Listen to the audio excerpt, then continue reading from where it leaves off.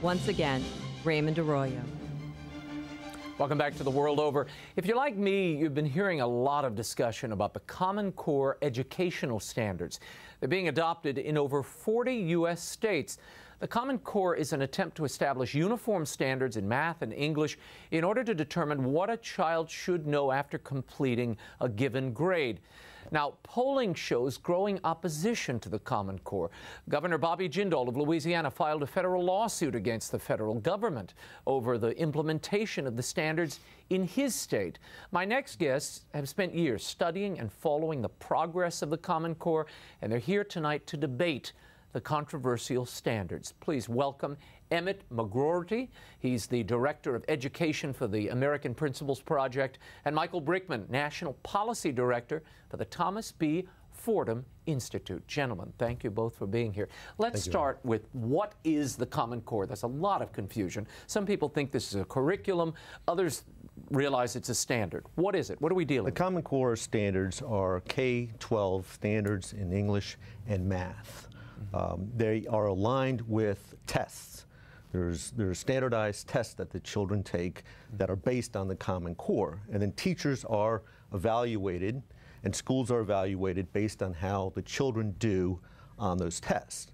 And the intent there is that that will drive the curriculum. It's not saying you have to read this book, the children have to study this book, but it's saying this is the type of book they have to study, the type of curriculum. They have to have a curriculum aligned with the standards. Michael Brickman, why is this needed now? Well, you know, for too long, states have set standards. They've had standards for a long time, and there's always been this balance between the state setting standards, the goals for what we expect students to know, and at the local level, they set the curriculum, and that doesn't change. But the problem is, for too long, those standards, those expectations, those goals were set far too low.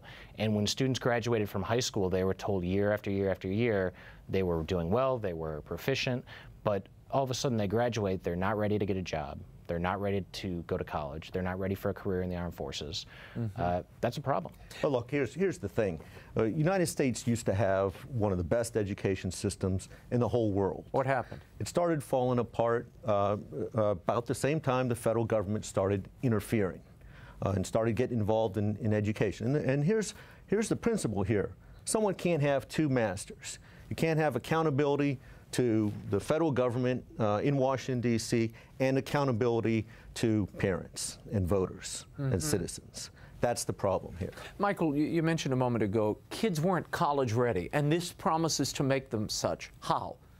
Well, if you set goals for students and those goals aren't even high enough to prepare students to be ready for college, you're going to see exactly what's happened year after year after year. We're spending millions and millions of dollars reteaching college freshmen things they should have already learned when they were in high school.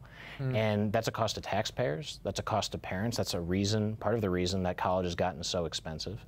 And so it's important that we set goals that are high enough for students to achieve. If we set the high goals, the students will meet them. Where did these standards come from? Well, they came from private entities, the private associations, the National Governors Association and Council of Chief State School Officers. Why not educators? That were driven by the Gates Foundation and other private entities that had this idea they wanted a national education system. To what end?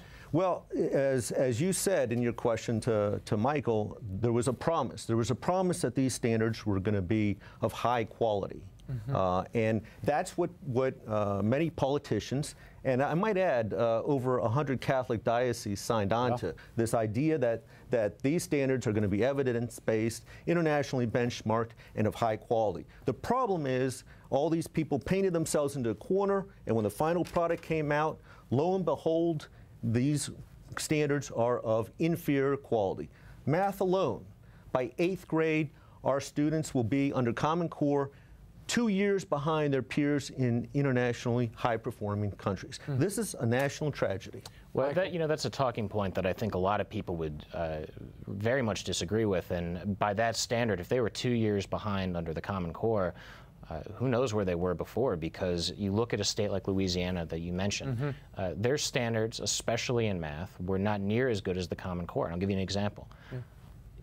3rd grade, Louisiana's old standards allowed students, or even expected students, to type in 3 + 3 into a calculator to get 6. That's not good enough in the early grades. You need to know instantaneously what those basic math facts are, so you can do algebra. You can do higher Michael, level math. why not bring in educators to be part of this? But, they were brought in later in the process. This seems to have been engineered by others, and the National Governors Association took the lead. Correct, or is that a misnomer? The National Governors Association took the lead, and that's why they say this is state-led. But in point of fact, the National Governors Association, which is located here in Washington, D.C., does not have a grant of authority from any state. It's a private association. It takes private money, and that's what dictates what it does. Michael, you were saying. Right. So there were educators involved throughout this entire process. There were educators who helped validate the standards, educators who were consulted and helped writing the standards. And let's remember, these standards were designed to be based on the best of what was already going on around the country. Then why are we seeing teachers walking away from the Common Core? Earlier, in 2013, 76% approval for the Common Core standards. This is an Education Next poll. This is a group that supports and is pro-school reform, a pro-school reform journal. 76% approval in 2013, 46% this year. That is a precipitous drop, and the Gallup poll shows general Americans looking at this, 60% oppose it. Why? Well, it's interesting. They did, in the Education Next poll that you mentioned, they did a really interesting thing. They asked people about the Common Core, but then they asked a separate and equivalent group of people about, and they didn't say the words Common Core, but they merely described the standards. And you saw that the approval was much higher. And the reason for that is because there's so much misinformation out there, people saying so many negative things about the Common Core, when I think there's a really deep misunderstanding about the Common Core to begin with. The Education Next poll also looked at that and found a lot of really deep misconceptions. No, well, that Education Next poll, that question that didn't mention the Common Core, did say, would you be in favor of state-led? And that's the thing. Common Core was not state-led. And that's the focus of your argument, that it should be state and local-led rather than a national imposition. Yes, it should have been a public process. This should have been a public document. It shouldn't have been drafted behind closed doors in Washington, D.C. This process by which the Common Core was drafted, we don't know why the people were on the committees. We don't know why they were chosen. You know, the English drafters didn't include any high school English teachers or college English professors. I had an email. We're short on time, so I don't mean to cut you off, but I want to move along here. I had an email earlier, and there was some concern. Some teachers, admittedly, this is from a Catholic school, and they were suggesting that the history and literature standards were created with a particular agenda in mind. Any validity to that? Not at all. You know, these are standards. First of all, they're English language arts and math standards. Go read the standards for yourself. They're at corestandards.org. People can go read the standards. And let me just point something else out. They were absolutely if any of these things were true, if there is an agenda behind them, if there's any kind of ideology in the standards, if this was going to force a curriculum, if this was a nationalized education, any of these things that are being claimed, if those were true, Raymond, I'd be right here on his side. But they're not true. Emmett? Well, no, this is absolutely true. The Common Core was designed for workforce preparation. That's why we have a dramatic shift from studying classic literature, imaginative literature, to information text. What's information text? Well, it includes treaties, laws, how-to manuals, marketing brochures. This is a travesty.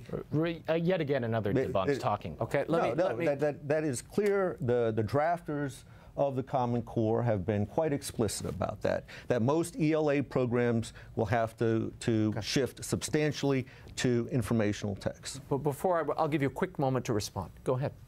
Well, you know, sure, we need people to read. We want our students to read both fiction and nonfiction text. Studies show that reading fiction makes children better readers, period, including of information. Right, and I'm about to agree with you. Good. We should be reading the classics. You're right, it's been pushed out of the schools for far too long, but that has nothing to do with Common Core. That's been going on for decades. Hold on, Emmett, I got to respond to your point. This has been going on for decades. There's a clear focus, if you read the actual standards, clear focus on literature. Literature goes on in the English classes. These other nonfiction readings, that goes on in social studies and science and all these other classes. You need to actually read what's in the standards. Some of the teachers that I've been speaking with, some who've been emailing me, they suggest that you're teaching to the test, so the child is sort of caught in a few pages of Peter Pan, for instance, in one report recently. They're caught rereading a few pages of Peter Pan, never able to go on because they're teaching to and focused on the test. Is that a valid criticism? I don't think so. I think, first of all, that teaching to the test is not very effective. It's not going to help students develop a love of learning, and I think we'd both agree that's what's needed for students to succeed. But also, that's something that's been pushed out since No Child Left Behind. There shouldn't be an overemphasis on testing, but if we're going to be spending billions and billions of dollars every year in our education system, if parents are going to be trusting the public education system with their children, we want to make sure the kids are actually learning something. Race to the top is No Child Left Behind on steroids. It's increasing teaching to the test. So, yes, absolutely. I want to go to Bobby Jindal. I want you both to react. This is Bobby Jindal. I spoke with him a few months ago, and he brought up this Common Core controversy and his actions. Watch. Part of the challenge is the federal government, the Obama administration, has gotten involved in pushing these standards, and the folks pushing it now, they try to tell you, well, we're not telling you, we're not dictating curriculum, we're just dictating the test. Well, here's the problem. And we, in Louisiana, we were on the path to put PARCC in our schools. All of a sudden, schools are being required to teach to the test, develop curriculum around the test, and before you know it, the test is driving not only your standards, it's also driving your curriculum and your textbook decisions. We don't need a one-size-fits-all approach. Are the states being coerced to accept these standards via the government dollars? That is Jindal's contention. Yes, absolutely. Look, the former general counsel and deputy general counsel of the U.S. Department of Education, in their white paper, Road to National Curriculum, found that the Race to the Top program, which pushed the Common Core into the states, violated 3 federal laws that tell the federal government you've got to keep the hands off of curriculum development. Moreover, that Race to the Top program exceeded the authorities in the Appropriations Clause. The Congress just told the U.S. Department of Education, you take this money to help states improve their standards. It didn't authorize them to go and push one set of standards onto the states. Michael Brickman, how much flexibility do these states have? Entire flexibility. You know, we're meant to believe that this is all of a sudden going to be a national mandate. We're just a few miles from Virginia. They didn't adopt the Common Core. There are states that have changed the Common Core. They've modified it, even dating back to 2010. If Louisiana wants to change the standards, they can do it. The problem is Governor Jindal's own education secretary didn't want to change them because they were an improvement over what they had before. The legislature didn't want to change them because they were an improvement over what they had before. And Governor Jindal himself, I really respect a lot of the things that he's done in school choice and other issues. But even in 2009, when the Race to the Top program came out, he said in his own press release that this was a voluntary program that he supported. This is a quixotic view of what's happening. And it happened very, very quickly in Louisiana, and it's happening now across the whole country, is parents caught wind of the changes to the curriculum, and they became upset because they realized that they've lost just about all control over their children's education, and they are rising up like never before. It's probably one of the dominant, if not the dominant issues in domestic politics today. Okay, but if this is a standard. And within the church. But it's a standard. It's not a curriculum. It's a standard. So the local school board still does have a good deal of authority, right? Well, they have to have look, the state is adopting the standard, and the state is saying you have to take this, you have to meet this test, which aligned with the standards. So what's the school board going to do? But how is that different than what Louisiana did before? The only they difference go and is they sign up, they buy the Common Core books. Emmett, the only difference is the standards are better than they were before. That was the case before, where the states set standards. They weren't very good standards, and then the local school boards tried to meet these goals. How's that different? This gets back to ever since the federal government has been getting involved, education in America has been deteriorating. But what's wrong with states voluntarily setting goals for what they want students to achieve? If the federal government stayed out of it, we would have standards like in Massachusetts, and we would have states emulating what works. Like what worked in Massachusetts would be emulated across the country. And you'd have this competition among the states, a friendly competition. I'm going to learn from what you did. So your concern is that you've got a government cram down vis-a-vis We've gone to monopoly. Education We've gone to monopoly, and we know you don't get quality out of a monopoly. Okay, before I let both of you go, there's been a lot of concern raised in the Catholic community, certainly among many of the dioceses, even those that have adopted Common Core and now are backing off. They feel this will impinge on religious liberty and their freedom to teach what they want to teach, particularly inculcating morals to the students. Each of your takes. Yeah, informational texts, increased informational texts are a big problem for Catholic schools. Because that's part of the test.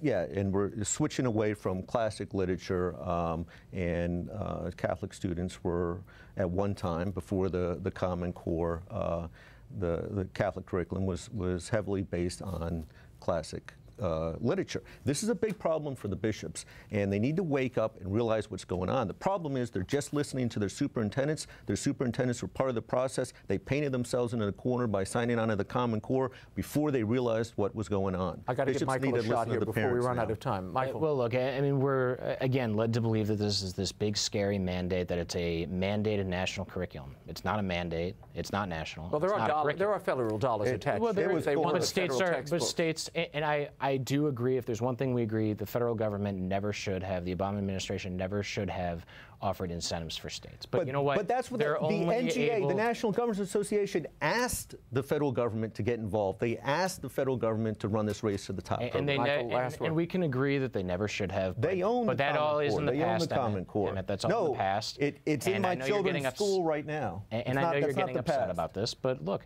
this is something getting upset, that and parents across America are getting upset about it. If you look at the facts, this is very clear.